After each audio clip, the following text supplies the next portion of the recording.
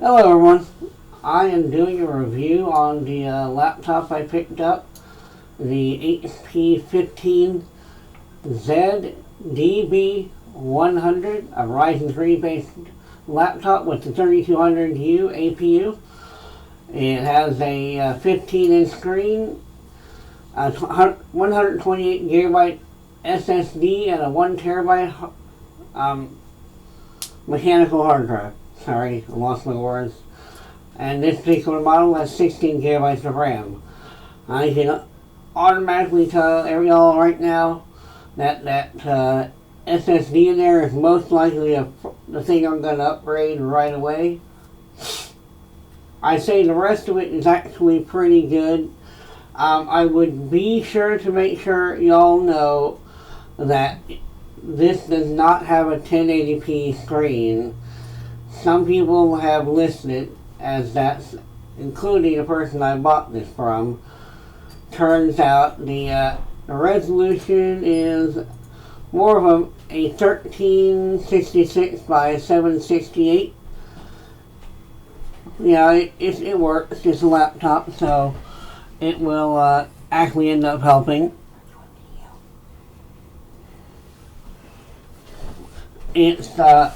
Actually, it does end up helping performance, since the lower your resolution, the more you're going to get in terms of frames per second. So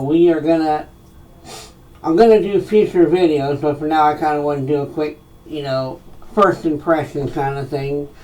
I did the unboxing, and now you can see it's got the core speed going just about all over the place. But it's got a pretty good set of specs. I mean, if there's any particular questions y'all have with this machine, of course, feel free to ask. I have no problem with taking requests for future videos. Let's see here. We have a couple of videos, or games I should say, for the video. We're going to start out with Forza Horizon 4, so you can see the load time. One thing I should mention that the seller did not mention is that this is in fact a touch screen. So that is a nice feature. I've personally gotten used to doing touch screen for a lot of my productivity and general going about.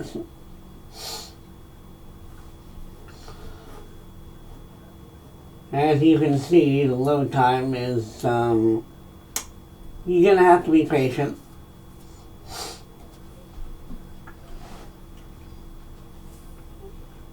We are going to be using an Amazon Basic controller for controlling it. I will say I prefer the nice permanently attached wire. I don't have to worry about if my controller's out of charge. And the Amazon Basic wire is very long, not sponsored.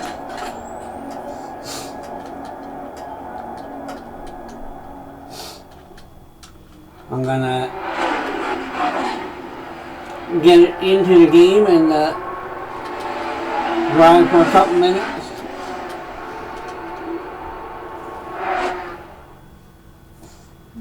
We're going to turn that volume down, that way I can still talk over it.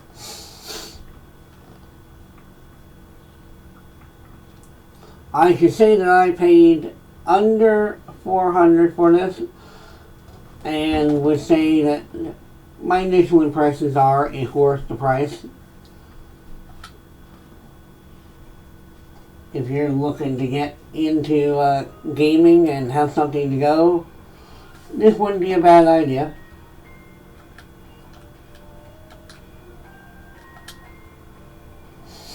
I am currently mirroring the screen on a bigger television to the right of the laptop, which makes it a lot easier to see what's going on, which normally wouldn't be a problem if I were just using it casually, but for the sake of the review, I wanted to make sure I had the easiest time seeing things without getting in the way.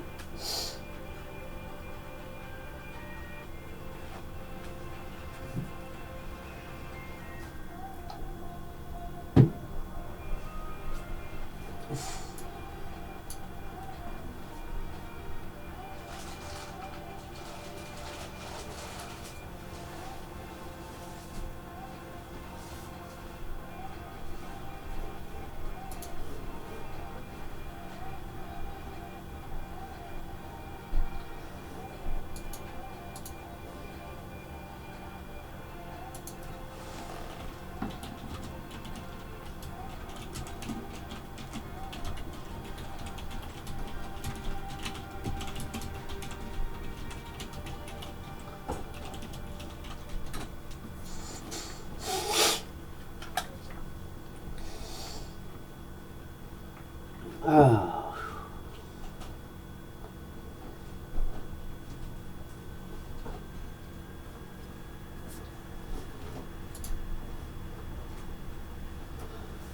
I have not tried the Lego expansion, but I think I have access to it because I have a Game Pass. I very much enjoy the what Microsoft's done with the Game Pass, allowing you to get a wide variety of not just games on Xbox, but games on PC as well. And yeah, I mean, it's I don't know. Sometimes the price is a little bit on the steep side until I take into account that it gives me gold access, which gives you 2 free games a month. Then you got the online play if you were into that. I'm not personally. And the Game Pass for both the Xbox and PC. And given the number of games I like to play, yeah, I'd say $15 a month isn't really all that bad. Though if you can get it cheaper, you should.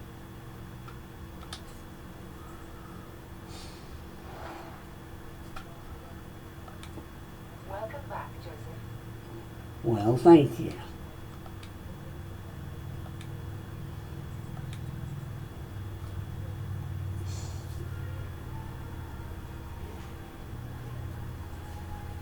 Here we are, almost 8 minutes into the review, and finally in control of the vehicle.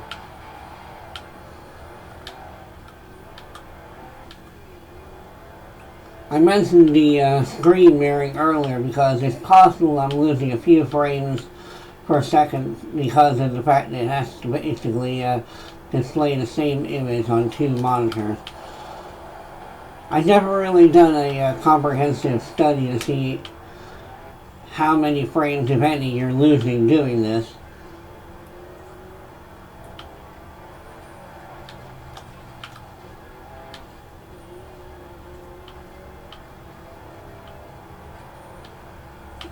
I'm not going to worry about doing any official races.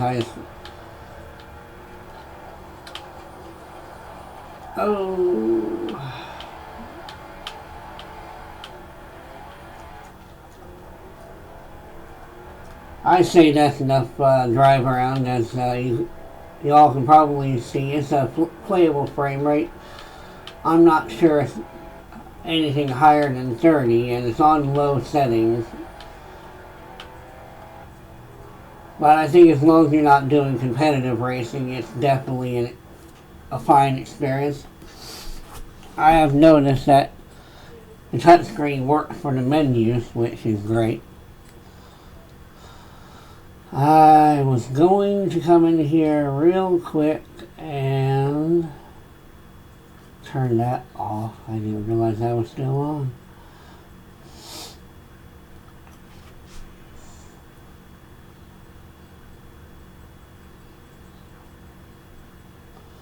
I thought I'd recall a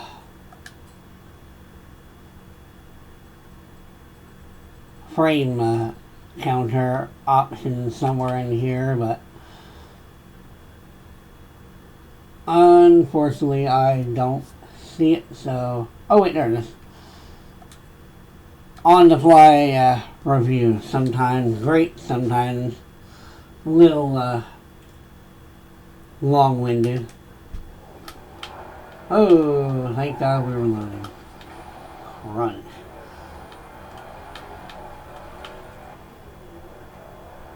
Well, I could waste all day on this one game, but I'm going to move on to the next of our games.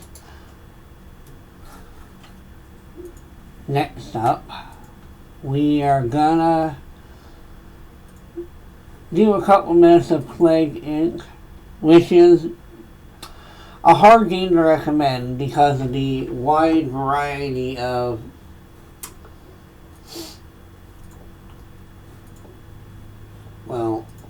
lots of in-game purchases that, like, just, you want to do any of this, you have to unlock it, which is, I don't know, and in this day and age, it may not be the most PC of games to play, as it were. When I do play, I pick India.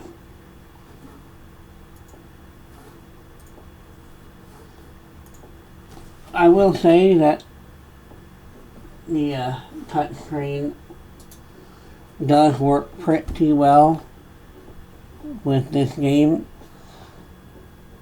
and you can zoom in, scroll. Basically, you know, pretty awesome way to play this game if it's your cup of tea. So I am, once again, not going to dwell too much on this game, simply for the fact that we have at least one more we're going to run, and then I'm going to call it for my first impression video.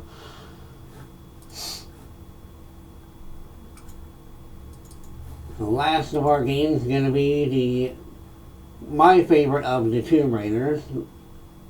There we are. This is the last I'm going to run off the system anyways. I think I'm going to run one of them quickly off of the... no, I'm going to wait for later. I thought about streaming, but honestly, my current setup might make that tricky, so...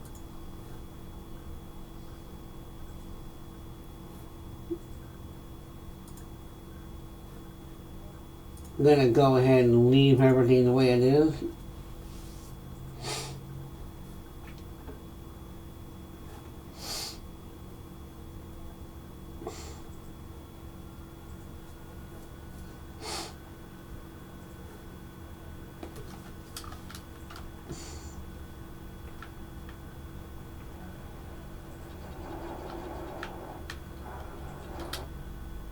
I'm going to run this benchmark, and that should be a reasonable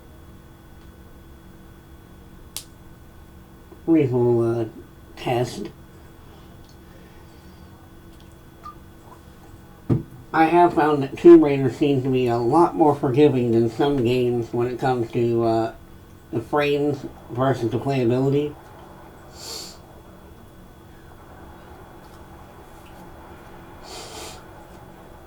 Please make sure, if you like this video, please hit the like, please subscribe, and don't forget to hit the notification bell so that way you get alerted for any future content that we put out. And down below, if there's a game I have that you want me to play on here, please let me know. Plus, let me know if you'd rather it be captured on system or off screen like I'm doing today.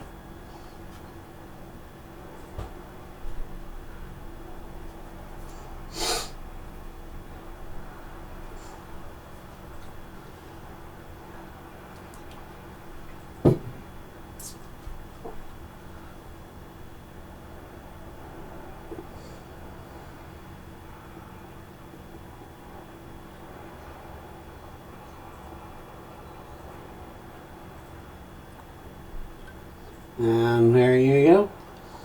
A minimum of 38 and a max of 40 with an average of 39.9. And I would dare say that it should be more than playable.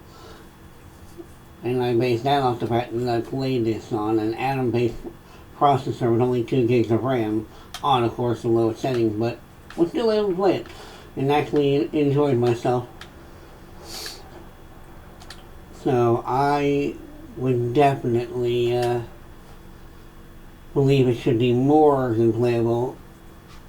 I could probably even turn some of the settings up. As long as the frames are left over 30, it should be playable.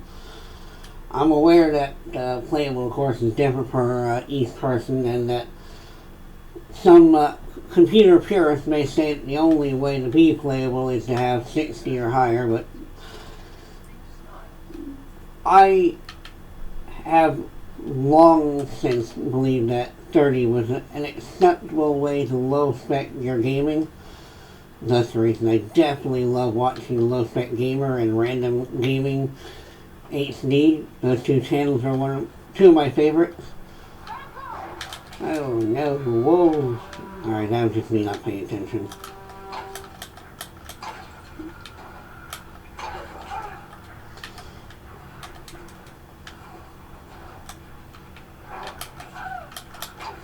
I don't need to die during my demonstration.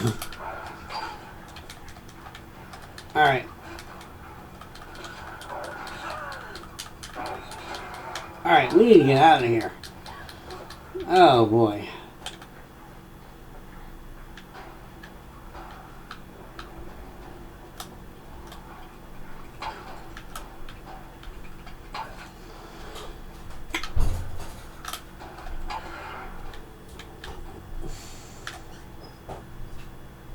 Alright, well, with that, we are done with this first impression. Thanks for watching and have a great day, guys.